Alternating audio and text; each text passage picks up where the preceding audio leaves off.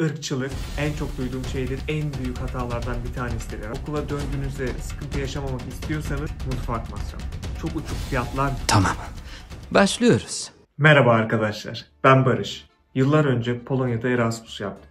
Ve şu anda Polonya'da yaşıyorum. Ben Erasmus'a gelirken pek bilgiye erişemiyorduk. Ya da eriştiğimiz bilgiler pek doğru olmuyordu. Son günlerde de bu konuda birkaç soru aldım. Ve aslında böyle bir video yaparsam 2 kişiye, 3 kişiye bile ulaşsa, 2-3 kişiye bile doğru bilgi versem ya da aydınlatabilirsem bunun beni çok mutlu edeceğini düşündüm. Öncelikle 3-5 ülke arasında kalıp neden Polonya seçilmedi ya da seçilmemeli üzerine konuşmak istiyorum. Ben kendim de Almanya, Polonya, Macaristan, İspanya ve Portekiz ülkelerinde okullarla anlaşması olan bir bölümdeydim ve bunlar arasında Polonya'yı tercih etmiştim. Tercihi yaparken de belli başlı şartları değerlendirdim tabii ki herkes gibi. Ama ben bugün sadece Polonya hakkında konuşmak istiyorum. Öncelikle belli bir sıralama yapacağız. Mesela 1.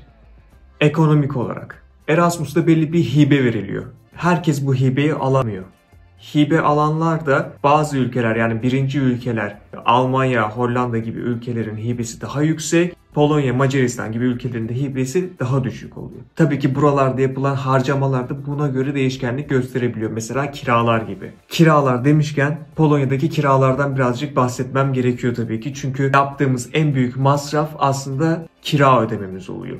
Aldığımız paranın yarısından fazlasını belki de kiraya veriyoruz. Kira ücretleri de üniversitelerin yurtlarını eğer denk getirebilirseniz inanılmaz uygun fiyatlara kalabilirsiniz. Tabi bunlar değişiyor. Bazı üniversite yurtları daha iyi, bazıları daha kötü. Bazısında tek başınıza bile kalabiliyorsunuz. Bazısında ise 2 kişi odayı paylaşıyorsunuz. Şartları üniversiteden üniversiteye değişkenlik gösterebiliyor. Aslında ben bu konuşmaları yaparken de ağırlıklı olarak Krakow'u baz alarak bahsedeceğim. 3 aşağı 5 yukarı fiyat örneklendirmesi yapmam gerekirse ise ortalama 700 zloty civarı diyebilirim. Tabi bundan daha alt fiyatlara da var. 400, 500, 600'e de bulunmak mümkün üniversite yurtlarında ya da 800, 900 bine de. Bu üniversitenin öğrenci yurdu. Eğer şanslıysanız burada bir oda denk gelebilir. Tabii ki bunun için de şöyle bir avantaj sahibi olmanız lazım. Sizin üniversitenizin Erasmus sınavı erken bir vakitte yapılmalı ve üniversiteniz sizin adınıza erken bir başvuruda bulunmalı. Sonrasında sizin kabul mektubunuz gelecek, vize başvurusu yapacaksınız. Fakat bu süreç ne kadar hızlı ilerlerse sizin için avantaj o kadar fazla olur. Çünkü aslında bu süreçte size bir stres yaratıyor, biliyorum. Ben de yaşadım, ben de geçtim bunlardan ki benimki inanılmaz stresliydi. Şimdi bunları anlatıp videonun süresini doldurmayayım, sıkmayayım sizleri de. İkinci seçenek oda kiralamak. Bunun için Facebook'ta gruplar ve internet siteleri var. Polonya'da en meşhuru OLX diye bir site, yani aslında bizim sarı siteye benziyor. Paylaşımlar yapılıyor ya da Facebook gruplarında paylaşımlar yapıyor. Zaten özellikle Polonya bir öğrenci ülkesi olduğu için buraya yurt dışından okumaya gelen fazla insan var. O yüzden burada özellikle paylaşımlı evler, paylaşımlı odalar çok fazla. Fiyatı da yine değişkenlik gösteriyor.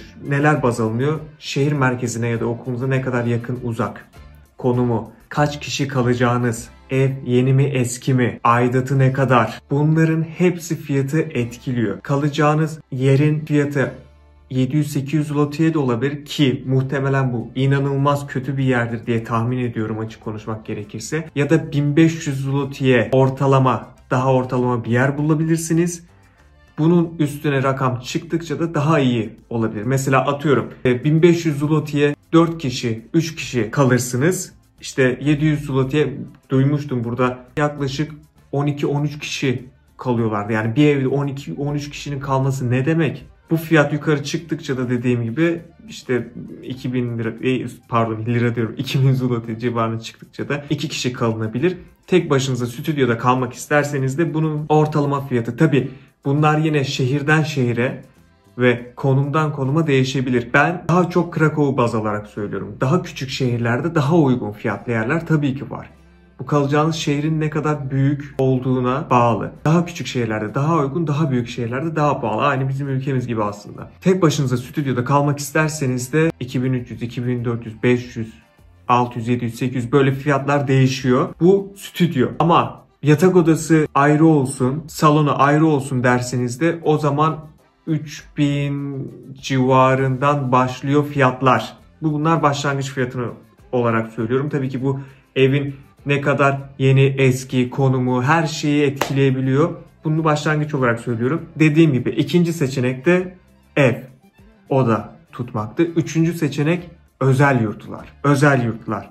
Ki ben de kaldım bir tanesinde. Özel yurtlarda şöyle bir avantajınız var. 1. Ortam, çevre yapmak, insanlarla tanışmak inanılmaz kolay. 2. Güvenlik, kamerası, sürekli 7-24 saat iletişim halinde olabileceğin birisi var. Kafan çok rahat. Sonuçta özel bir yurt, yani oraya vereceğin para da ekstra olacağı için faydaları da daha fazla oluyor doğal olarak. Fiyatı da tabii ki yine kalacağınız yere göre değişir. Özel yurtta şöyle bir fark da var. Mesela tek başına kalabilirsin. Tek kişilik oda. 2 kişilik oda. 2 kişilik oda da var. 2 kişilik yurt odasını ev dairesi gibi yapmışlar.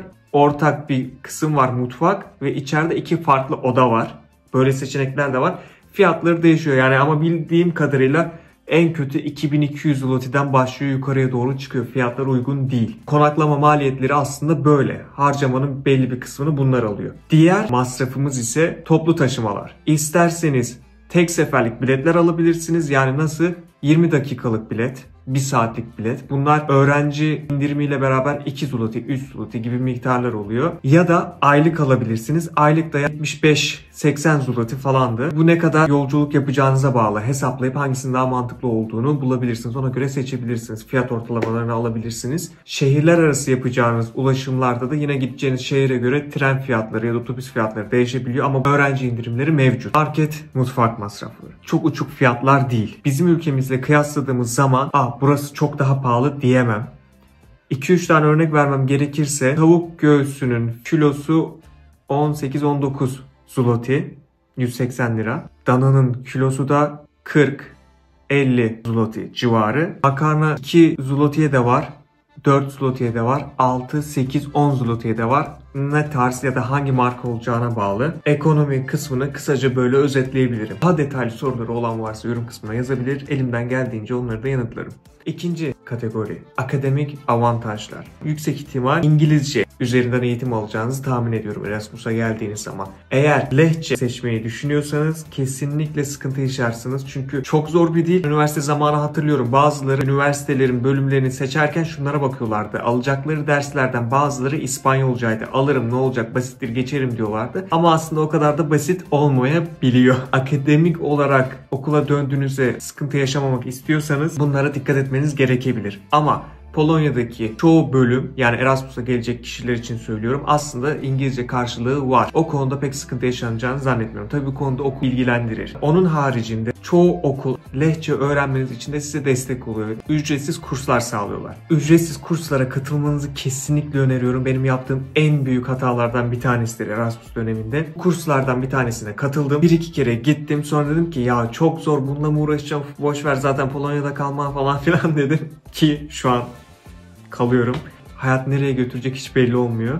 O vakti boş yere geçirmektense kursa katılıp daha fazla öğrenseydim ya da daha fazla öğrenmeme gerek yok. Çok basit terimleri, çok basit şeyleri öğrenseydim bile bana faydası olacaktı. Eğer dünyayı kurtarmıyorsanız, çok önemli bir işiniz yoksa, benim fikrimce gittiğiniz ülke illa Polonya olmasına gerek yok. Hangi ülke olursa olsun tanıyacakları ücretsiz kursa katılmak, oradaki bir derse katılmaktan daha avantajlıdır. Dersi telafi edebilirsiniz ama o dil kursunu telafi etmek biraz zor olabilir. Kesinlikle ve kesinlikle Erasmus'a gittiğiniz zaman size tanıyacakları ücretsiz dil kursuna katılmanızı şiddetle tavsiye ediyorum. Sizi zorunda bırakıyorum, o kadar söyleyeyim. Buna kesinlikle katılmanız lazım, çok önemli. Hatta gitmeden önce sorabilirsiniz. Var mı böyle bir kursunuz, var mı böyle avantajlarınız diye. Çok faydalı diyebilirim. Çünkü orada bir dönem kalacaksınız, 4 ay. 4 ayda bir kuru rahatlıkla bitirebilirsiniz. Hele ki isteğiniz varsa, yatkınlığınız varsa çok rahat.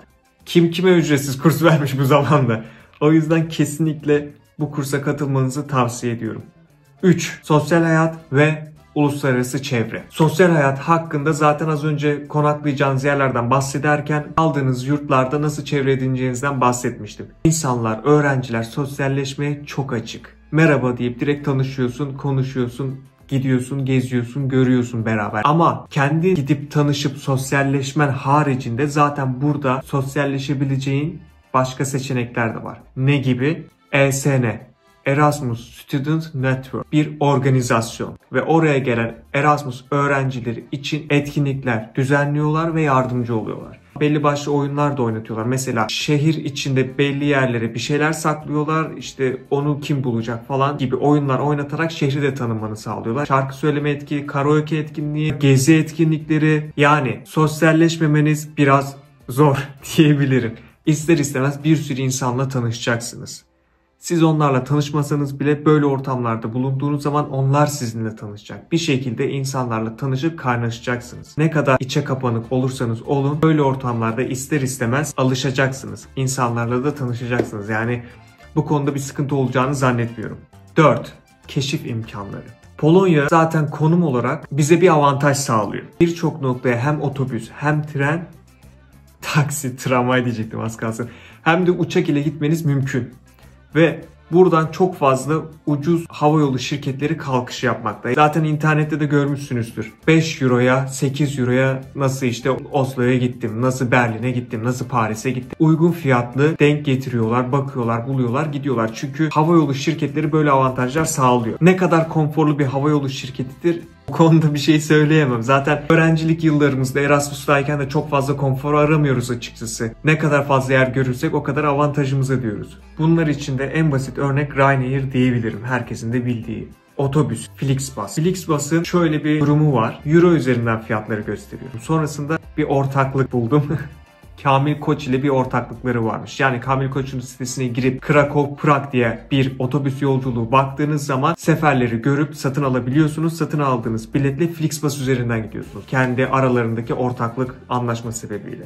Ve bu bileti de Türk lirası üzerinden görüp alabiliyorsunuz. İstediğiniz ülkelere yolculuk yapabilirsiniz. Zaten çevre ülkelere gitmek çok basit. Prag, Berlin, Budapeşte, bunlara gitmek bir nevi şart. Uçakla da gidilebilecek uygun fiyatlı yerler, uygun fiyatlı dedi, yani yerler uygun değil aslında. Mesela Oslo'ya diyecektim. Oslo biraz pahalı ama uçak bileti çok ucuz. Yani uçak bileti aslında Oslo Havalimanı'ndan şehir merkezine gitme ücretinden daha ucuz diyebilirim. Örnek verecek olursam benim Portekiz'e gitmek istemememin net sebeplerinden bir tanesi buydu. Portekiz'den diğer Avrupa ülkelerini gezme konusunda sıkıntı yaşayacağımı tahmin ettiğim için gitmemiştim. Tabii oranın da ayrı bir güzelliği var. Ama benim düşüncem hani en uygun fiyatlı nasıl Avrupa'yı gezebilirim? Madem hani 4 ay buradayım, en hızlı, en uygun, rahat nasıl gidip gelebilirim?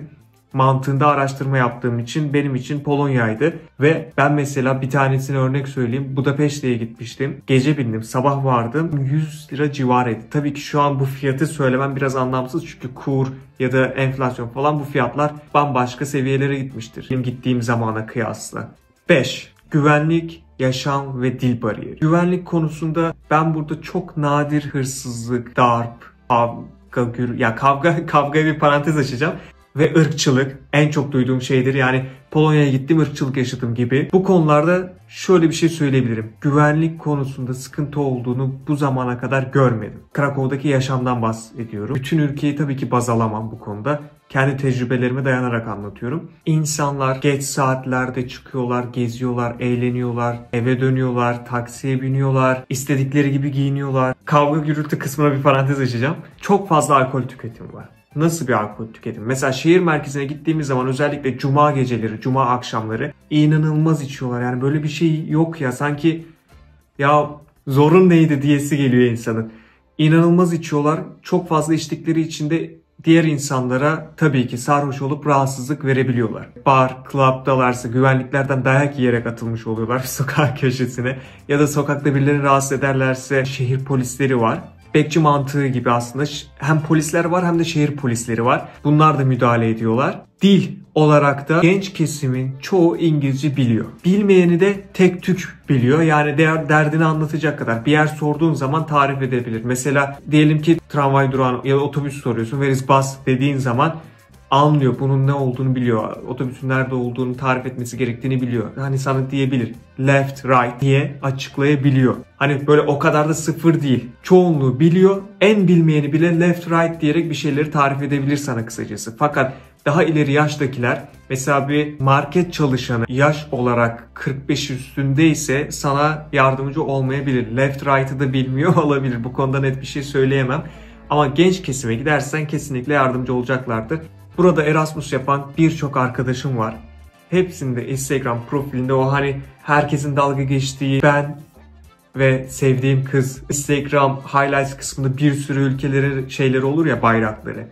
Bunu yapan birçok arkadaşım biliyorum Polonya'ya gelmiş olan. Çünkü dediğim gibi aslında herkes ne istediğini bilerek geliyor. Bunu yapanların birçoğu buraya diğer ülkeleri gezmek maksadıyla geliyor. Ki dersler bakımından da hocalar çok sıkmıyorlar. Buraya gelen insanların bir deneyim yaşamasını, onları işte gezmeli, görmeli, derslerle sıkmayalım mantığında gittikleri için aslında çok rahat ettiriyorlar diyebilirim. En azından ben ve benim çevremdeki arkadaşlarım, Erasmus yaşayan insanların yaşadığı tecrübeler bu yöndeydi. Ben kendim ve onların bana anlattıklarını baz alarak burada paylaşım yapıyorum şu anda. Aslında sizin seçeceğiniz üniversite ve ülke sizin istekleriniz doğrultusunda olması lazım. Gittiğimde Avrupa'yı gezmem lazım, Avrupa'yı görmem lazım mantığındaysanız konum olarak bakmanız gerekiyor. CV'me güzel bir şey yazayım ya da sonrasında bir yerlere başvururken bunu da eklerim diyorsanız o zaman da üniversitenin kalitesine bakmanız lazım. Burada yaşarken ya da Erasmus yaparken ne tarz uygulamalara ihtiyacımız olurdu sorusunu da şimdi anlatmayayım. Çok uzun oldu. Bunu da bir sonraki videoya bırakıyorum. Onu da paylaşmış olacağım zaten. Kullanılması gereken uygulamalar ve faydaları nelerdir? Buraya ekleyeceğim ya da açıklamalara bırakmış olurum. Oradan da hangi uygulamaları eklediğinizde faydalı olur? İlk Polonya'ya gelindiğinde yapılması gerekenler, mesela sim kart, telefon, internet gibi şeyleri konuşuruz. Görüşmek üzere.